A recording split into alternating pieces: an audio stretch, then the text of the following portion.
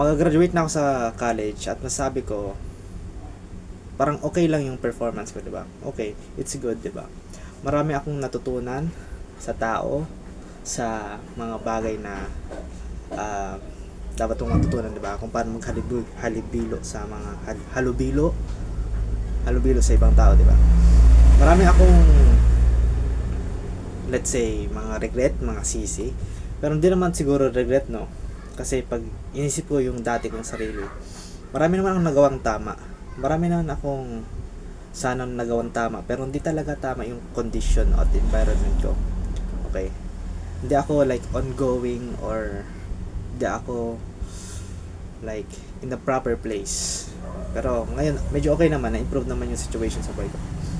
Pero kung eto, video na to, para sa mga tao, di ba? Para sa mga pupunta sa college. Okay? Gusto ko masabi sa inyo ang mga natutunan ko. Kasi sa college, maraming opportunity dyan. Marami kang matututunan. Hindi lang isang bagay, pero maraming bagay. Okay, number 1, make sure na nasa tama kang course. Or make sure na gusto mo talaga itong course. Nang natutunan ko sa BS Criminology, 'di ba? Di naman sa talagang pinili ko tong course. Ito lang talaga naisip ko na medyo tama sa akin, maganda yung trabaho, may board exams, good, okay, maganda yan. Pag napasa ko board exams, maraming eligibilities, good. So, syempre, mag-BS Criminology ako. Gusto ko sana kasi electrical engineer. Pero at that time, wala naman akong kapasidad sa math yet. Okay. Maraming opportunity pag when you turn 18. Okay. Maraming scholarships awaits you. Okay. Pero dapat focus ka lang sa isang bagay. So, ito yung pinakauna kong point. Okay. Kung papasok ka sa isang course. Okay. Is galingan mo. Galingan mo sa course mo. Okay. Diba kasi kung ginalingan mo yung isang bagay, diba? Pag binigay mo yung todo lahat, diba? Syempre may resulta yan. Lahat ng paghihirap may ani, diba? Lahat ng all seeds have good harvest, diba? Lahat ng trabaho mo, of course it pays off, diba? Maraming bagay na darating sa'yo if you work hard. But working hard is not enough. Okay?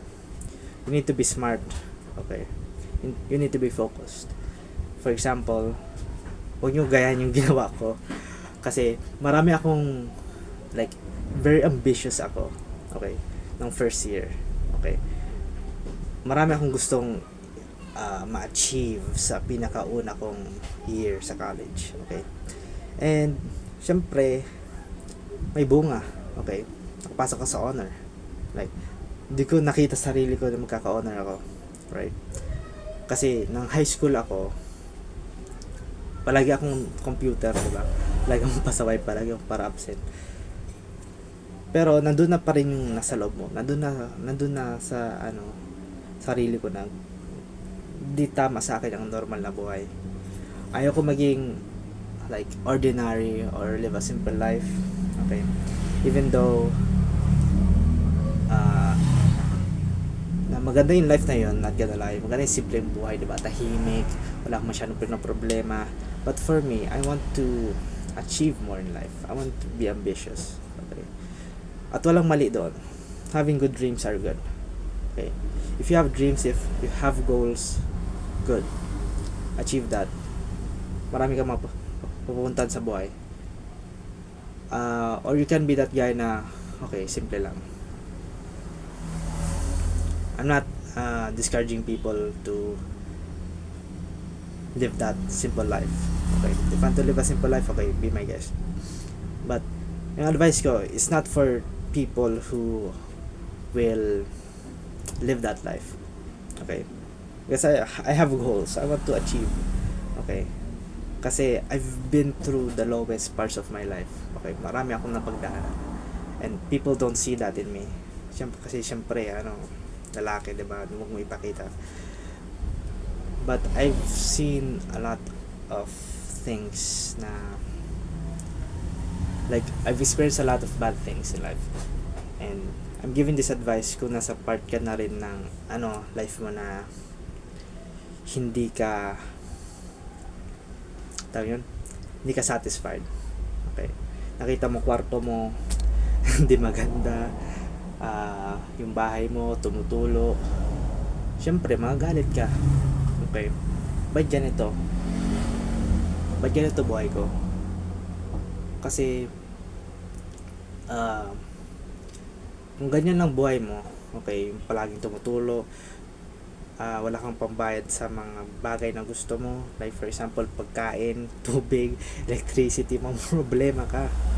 Okay, mamroblema ka talaga pag nasa lowest part ka ng life mo at magagalit ka. At syempre sa sobrang galit mo, mag-take action ka. Okay, and very important na yung galit mo i-direct mo sa tama. Okay, wag kang sobrang galit, ang pangit ng buhay ko, iinom ako, magbibisyo ako, magbubay ako. Hindi yung tama na way para i-place mo ang galit mo. Okay, kaysa tataas ka, bababa ka ng bababa, diba? Bababa ka ng bababa dahil sa galit mo, which is very common pag hindi mo lang parang ginagawa. So in this next segment na sabi ko is ano bang gagawin mo pag di ka satisfied sa buhay mo? Number 1, seek out opportunities. Okay, because most people di nila alam where is the opportunities, where do I find a good opportunity that I can take advantage of. I can give you a lot of ways. Okay, number 1, kung matalino ka, nagka-honor ka na high school, scholarship. Palagi mo yung piliin, scholarship. And of course, when you have a scholarship, it's not enough na mag-isa ka. Okay, may kasabihan diba sa Biblia, no man is an island. That applies to all people. Okay, you need to have a group of friends na matitiwalaan mo. In my case, okay, may bad friends ako. Okay, not necessarily na bad sila, di silang masama tao, but dito mataas buhay ko pagkasama ko sila. See, di ko sila like ka-vibes, you know. Some of them manggagamit lang. Yung dahil matalino ka, maraming gagamit sa'yo, di ba? Especially in group works. Kaya heavily emphasize ko, find your group. Okay, find your people. Yung matatalino rin, hardworking, at hindi sakit sa ulo, please lang. Kailangan mo yan, mas lalo na pag kaka-college ka, at mas lalo ng kasi sa college ka maraming manggagamit hindi, wala lang umimik pero sa totoo lang maraming manggagamit dyan. Yung pasimple lang, syempre, ay boys, patulong nga. May experience rin ako pag di mo pag tinulungan sila pa magagalit, no? Ngayon ako nakita niyan Pero yeah, sana i-follow mo advice ko. Okay, hanap ka ng tao na nirespeto mo, hardworking, matalino rin kung pwede na hardworking, matalino, at hindi sakit sa ulo. Mas lalo na mga pabigat na. Okay, let's say na ayaw mo mag-college. Okay, good. Marami pa rin na opportunities. TESDA. Itong part na to, very cost efficient kung di ka matalino. But, okay, madiskarte ka. Kailangan mo ng TESDA. Okay. Computer system servicing, electronics, plumber, electrician. Of course, all of TESDA courses are good. Okay. But it's important na makikita mo ang research. Okay, research. What are the best? Anong pinaka-best na field na pwede mong puntahan? And of course, while mag-segment mo na, let's go off tangent first. Pwede mo ipagsabay yung college tapos TESDA. Okay? It's a very good thing you can do. Mag-NC2 ka, apply for extra eligibility is good. Okay, that's good. And pwede ka mag-TESDA, let's say mag-TESDA ka, you're working part-time, at may flexible schedule for TESDA, mga 5 to 9 paggabi, pwede na yan. Okay, go, keep going. And once naman nagka NC2 ka, it's very useful. Okay, some parts ng TESDA, okay, di naman ako like sponsored, some parts ng TESDA pwede mong gamitin para mag-start ng business. Kailangan mo ng capital. And let's say na nag-TESDA ka ng for at least 1 semester. Okay, equivalent ng 1 semester for college. Let's say nag-TESDA ka for 6 months. Okay, certified ka na, NC2. In 3.5 years, kung nagtrabaho ka, let's say nagtrabaho ka sa Jollibee for 3 years, equivalent sa getting a college degree. Okay, fine. Nag-iipon ka enough capital to start a business. Okay, hydroponics, aquaponics, repair technician. It's not that bad. Okay, baka dahil lang doon sa TESDA mo, okay, trabaho ka na, tapos extra business, at pwede mo rin malipasan yung mga nag-college din. Okay, but of course college is more stable more stable. Okay, mas stable ang college. But TESDA, it's good. Okay, pero very scalable too. Ano ibig sabihin scalable? Dadami pera mo. Okay, and depende na rin yun sa diskarte mo. Speaking of, okay, yung pinaka last ay okay, service academies, PMA, PNPA, PMMA, okay, Philippine Military Academy, Philippine National Police Academy, Philippine Merchant Marine Academy. Very good yun. Let's say na ayaw mo mag college sa sa normal na universities. Okay, that's good. Kasi pag magka-college ka, okay, pwede naman sa ibang schools. Okay, pero yung opportunities kasi sa service academies, it's very good. Diretso trabaho na yan. Wala kang problemahin. Ang problemahin mo lang ay yung performance mo at kung paano ka ba makakapasok doon, di ba? Yung performance mo sa loob ng academy, of course, that's gonna be a huge factor when you come into the academies, is that you need to become physically, mentally fit. Okay, because kung di ka ganun, like sa break-in period pa lang, mag-quit ka na. You're gonna quit, no doubt, kasi maraming factors na nag-quit yung mga cadets, like most commonly physical and mental too, aside from homesickness. So why am I talking about the service academies? Why? Siyempre, ang ganda kasi ng opportunity kung nakapasok kayo. Okay, daming benefits, diretso trabaho ka na, wala kang problemahin, which is na good talaga pag nakapasok ka. Okay, sobrang redundant ka na. Anyways, my next point. Okay, my next point is, paano ba makapasok dyan? Okay, or information, paano ba ako makapasok sa academies na yan? Okay, I'm gonna speak with my own experience.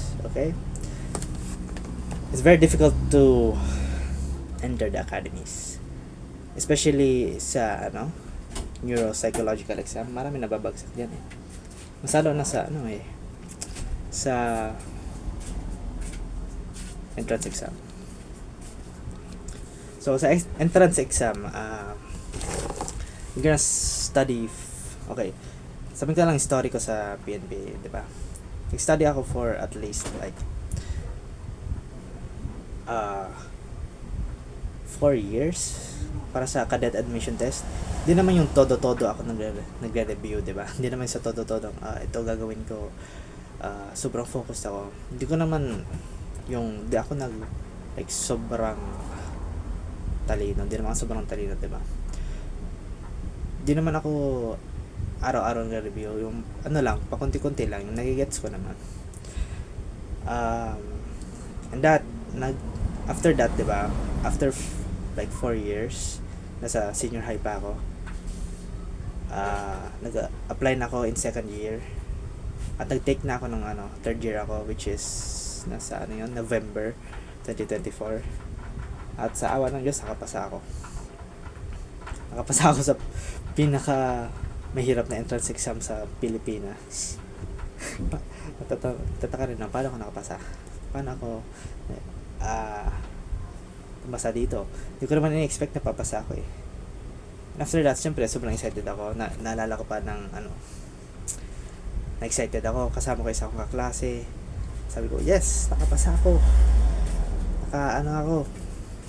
Nakapasok ako sa isang prestihosong academy. At syempre excited ako. Ay, isip ko lang kung paano ba ako doon makapasa sa next stages. Kasi tingin ko marami pang phases yan eh. Physical, neuropsychological, medical, at final interview. 4 yan. So yeah, nag-training ako. Okay, monk mode. Nagkalbo ako sa sarili ko. Dedication, nag-gym. Sad to say na hindi ko pa rin natanggal yung taba ko.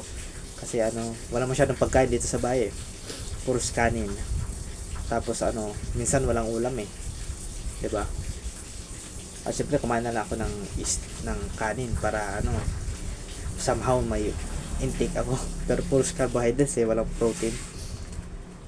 Tapos yun, di pa ako disiplinado sa tulog ko. 'Di ba? Palagi akong puyat. Tataka ako paano ako nakapasa eh. Physically fit pa ako eh. Sa sobrang payat ako doon. Napansin ng kaklase ko, ba't siya pumapayat? Siyempre, nag-apply na ako sa PNP, di ba? Yeah, nagtataka rin ako eh. Ang ganda pa rin performance ko doon sa physical agility test, di ba? Sa physical agility test, 50 push-ups, 80 sit-ups, 80 sit-ups, 9 pull-ups. Okay, 9 pull-ups, 9 pull-ups, at syempre may jogging yan. Lahat yun napasa ko. Syempre pumasa ako, di ba? Okay, good. Napasa ko yan. Kahit yung BMI ko pa nga doon 24.9, saktong-sakto. Nakapasa ako. Di ba? Parang karayon sa parang isang needle sa karayon, di ba? Pinapaalo ko. Siyempre, sunod naman isa sa pinakamahirap, di ba? Neuro. Okay, nag-neuro na ako. Marami akong mali. Naalala ko, nagkamali ako. Tatanong ako sa polis, ano ba pupunta sa table ko? Nag-CR lang po ako, ma'am. Hindi ko na po na red flag ako doon, pero nagtataka pa rin ako. Paano ba ako nakapasa, di ba? Baka binasin nila kasi sa sa neuro test yung results. Okay. Sa IQ test, okay, nakapasa naman ako. At sa oral exam, binigay ko talaga lahat. Tinodo ko. Binigay ko English pa ako. Siyempre na wow. Naalala ko sinabi ko, of course, I want to be a policeman because I believe in my life. I have a purpose. I've chosen criminology just to become a police officer. See? And all of the decisions of my life will come to a singular purpose of me serving my country. Oh, di ba? Angas na, ang reply ko kay sir. And after that, syempre, nasa, ako, di ba? Umuwi na ako doon, kasama ko si Pa. Sabi ni Pa, alanganin ba yan? Hindi pa alam pa. Pero hintayin na lang natin resulta. Syempre, hinintay ko yung resulta. Tapos, pumasa naman. Paano ba ako nakapasa? Like, first try ko pa lang, ang smooth ng proseso, palaging pasa. Yung medical, wala namang problema, wala akong sakit. Tapos yung final interview, okay lang naman, medyo okay na rin. Tapos, syempre, pinawi na kami. After like 1 week, syempre yung kaklase ko very supportive. Okay, pumasa ka dyan, ang galing mo talaga, the best of the best ka. Naghintay ako ng at least like 2 weeks. Final deliberation. Wala yung pangalan ko sa lista.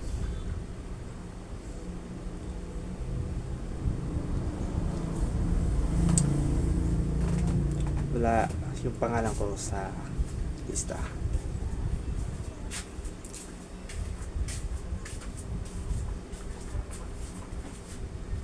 Medyo mahirap matanggap, 'di ba?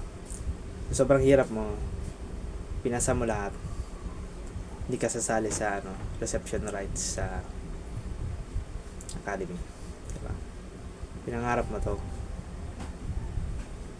pero dahil di ka kasali sa quota, labas ka.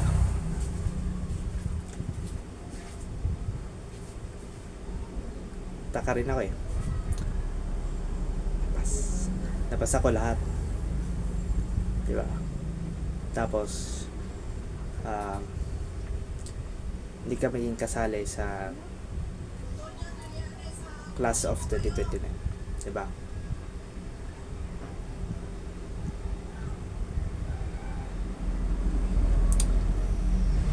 Kaya advice ko, kung mag-apply kayo, always give your best, okay? Give your best, okay? At manalangin ka na papasa ka, okay? Kasi minsan yung gusto mo hindi mabibigay sa'yo, okay?